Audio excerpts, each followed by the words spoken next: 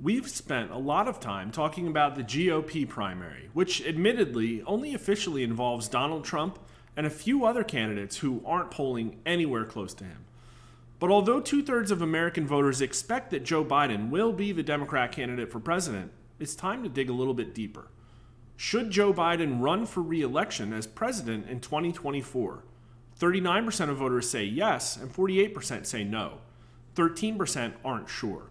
Here are the party breakdowns showing a decent chunk of Republicans actually want Biden to run, but only slightly more independents, 29%, and 50% of independents say no. Among Democrats, 62% want him to run for president, and 24% say no. 14% of Democrats aren't sure. So believe it or not, the top line numbers are actually quite a bit better than the last time we asked this question at the beginning of February. Then only 32% of voters said yes, and 56% said no. Those were the worst results for Biden of any time we've asked that question. So believe it or not, he's doing about 15 points better than just a few months ago. But where has he had his biggest pickups?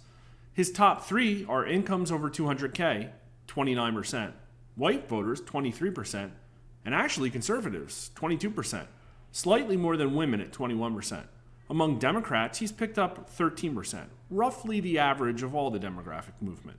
He's lost 2 points among moderates, 3 among Hispanic voters, and 8 points among black voters.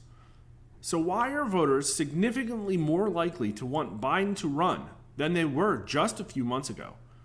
There could be a lot of reasons, and to be honest, I don't really watch mainstream news, so I'm not sure how they've been covering Biden recently. But my biggest guess is because of Trump's complete turnaround in the numbers since then. Likely, Biden's increasing support is reactionary. If Biden runs for re-election in 2024, should other Democrats challenge him in the Democratic presidential primary? This question shows us an extremely important signal about the previous question. 66% of voters say yes, and only 21% say no. Now, obviously, in general, people want increased competition among their elected leaders, and the demographics reflect this. The answers are really flat across gender, age, race, and even party. Here are the party results, showing that even 62% of Democrats want Biden primaried, and only 28% say no. But here's why, specifically, we asked that question. Of the people saying yes to Joe Biden running for re-election, an incredible 56% of them also want him to be primaried. This is not a vote of confidence in Biden as a candidate, and likely reflects some repressed regret from the process a few years ago. Only 37% of people backing Biden's run for re-election say that Democrats shouldn't have a primary process. What's also kind of interesting is the 12% of voters who don't want Biden to run for president, but if he does, they don't want him to be primaried. Post your theories in the comments. Now that the first high-profile challenger has announced, we can finally dig in on Biden's competition. Environmental lawyer Robert F. Kennedy Jr. has declared himself a candidate in the 2024 Democratic presidential primary. Do you support or oppose Kennedy's presidential campaign? 18% of voters strongly support his run, and 46% at least somewhat support it. 31% are opposed, but only 20% of them are strongly opposed. Men and women are roughly equal, but let's look at age. Kennedy does significantly better with the younger voters than the older ones.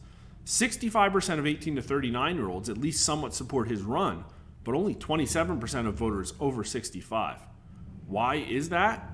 Well, it is likely that some of them have seen Kennedy's outspoken work on vaccine safety, among other things, but it can't be discounted that the question did have the word environment in it. Here's race, and again, some interesting findings. Black voters support Kennedy the most, and white voters the least. Those two groups are 18 points apart, and other minorities are roughly in the middle. I'd love your theories on this one as well. Perhaps black voters are enthused to have any Democrat candidate less supportive of the current brand of social liberalism. Among party, Kennedy does better with Democrats, but not by much. His lead there is only 12 points more than Republicans and 8 points more than independents. Republicans and independents are actually pretty undecided here, with 28% and 27% each respectively saying they're not sure. It could be that they would consider voting for Kennedy and don't know enough yet, or it could be that they're already backing another candidate. But now it's time for some absolute craziness. Before I show you this slide, keep in mind that Kennedy is running as a Democrat. Here is political ideology, and he does considerably better among self-identified conservatives than among liberals.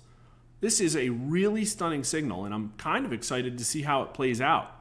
I don't even know if the current Democrat establishment's infrastructure is compatible with a candidate perceived to have conservative views. Where do you think this is going? I'd love to hear your thoughts. But for even more wackiness, here's the slide for Biden approval. And you know how divided these folks usually are.